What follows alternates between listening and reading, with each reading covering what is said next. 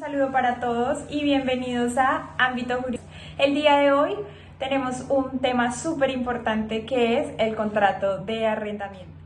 Vía Twitter nos pregunta Carolina, ¿cuáles son las obligaciones del arrendador y el arrendatario? Carolina, quiero contarte que el arrendador da el uso y el goce del bien.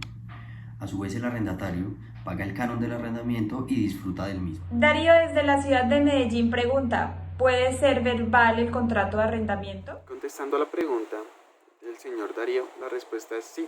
Un contrato de arrendamiento puede ser meramente verbal y esto se debe a que el contrato de arrendamiento nace en la vida jurídica con el simple consentimiento de ambas partes, lo que quiere decir que este es un contrato consensual. A través de correo electrónico, Johnny nos pregunta cuáles son las mejoras que debe asumir el arrendatario en la propiedad. Señor Johnny, ¿cómo está? Quiero contarle que las mejoras ostentosas no son de obligatoriedad para el arrendador. Sin embargo, las que son necesarias, tales como las tejas, los pisos en mal estado, que afecten el uso del bien inmueble, sí corren por cuenta de este. Todas las mejoras ostentosas que se le puedan hacer al bien inmueble podrían entrar o llegar a ser bienes muebles por adición. Vía Twitter nos pregunta doña Sonia, ¿qué debo hacer si el arrendador no quiere recibir el pago para efectuar mora? Bueno, señora Sonia, cuando el arrendador no quiere recibir el pago del canon de arrendamiento, lo que nosotros podemos hacer es un plazo no mayor a 5 días después de la fecha donde tenía que pagar la obligación, ir al banco agrario, donde llenará un formulario y hará el pago. Así usted no entrará ni incurrirá en mora.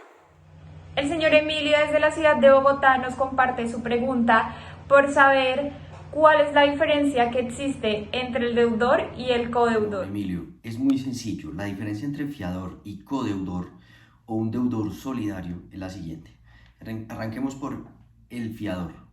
El fiador es una persona sobre la cual no recae la obligación como tal. ¿Qué significa esto?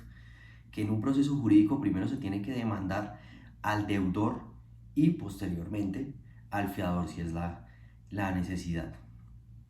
El codeudor es como un pago solidario. En un proceso jurídico la demanda usted podría perfectamente escoger al uno o al otro, también a los dos y no habría ningún. A través del correo electrónico, Angie nos pregunta, ¿quién debe asumir el pago de la administración del apartamento que tomen arriendo? Bueno, en el caso de los servicios públicos, lo ideal es estipularlo directamente en el contrato, ya sea verbal o sea escrito.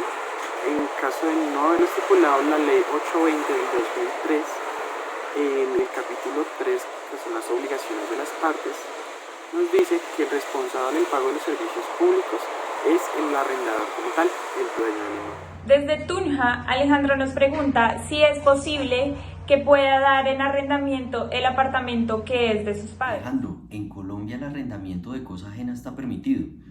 Por consiguiente, es perfectamente válido que usted arriende el apartamento de sus padres, pero hay que tener en cuenta que esto no afecte los derechos. La señora Consuelo, vía Twitter, nos pregunta si un arrendatario lleva muchos años, ¿podría llegar a hacerse dueño? Quiero comentarle a la señora Consuelo que su pregunta hace parte de uno de los grandes mitos que tenemos aquí en Colombia respecto al contrato de arrendamiento, y es que se tiene la creencia de que si un inquilino lleva más de 10, 20 o hasta 30 años en el mismo bien inmueble como arrendatario, puede convertirse en el dueño o puede adquirir la propiedad del mismo.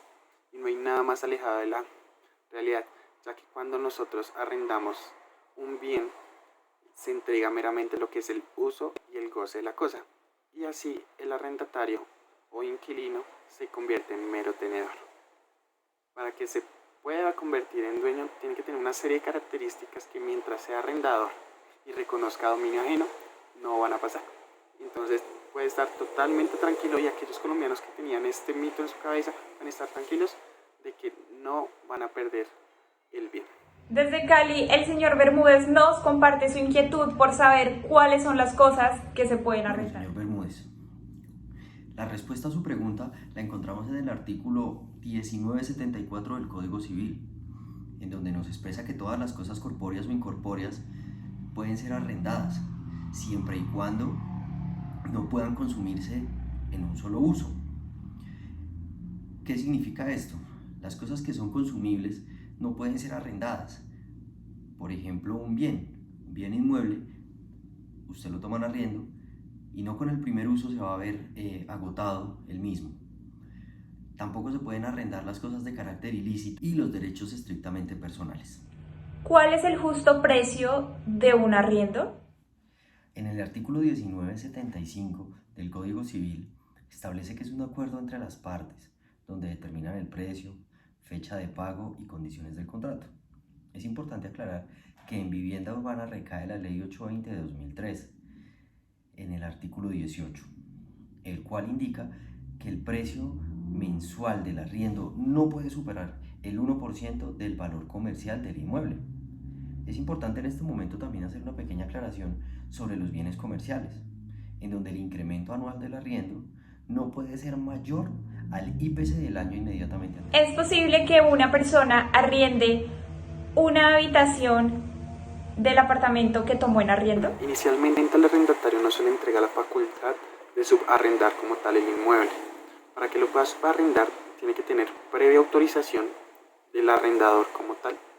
Y en caso de que lo subarriende, el subarrendatario debe cumplir con las mismas normas que le dio el arrendador al arrendatario inicial.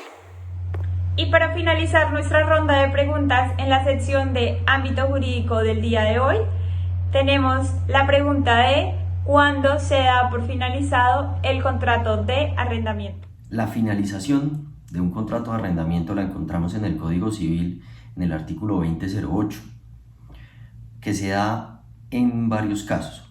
¿Cuáles son estos? La destrucción total del bien arrendado por vencimiento del contrato, o sea, se acaba la fecha límite, por extinción del derecho del arrendatario y por sentencia de un juez.